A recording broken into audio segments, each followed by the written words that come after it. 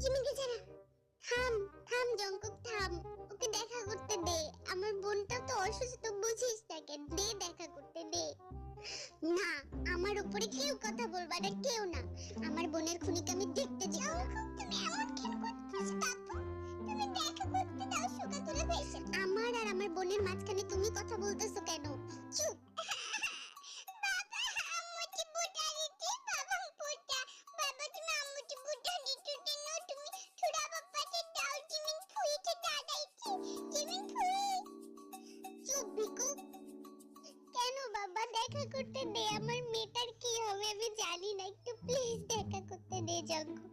এই সময় এরকম সিচুয়েশনে তুই রাগ দেখাইস না বাবা, আমার মেয়েটা অসুস্থ।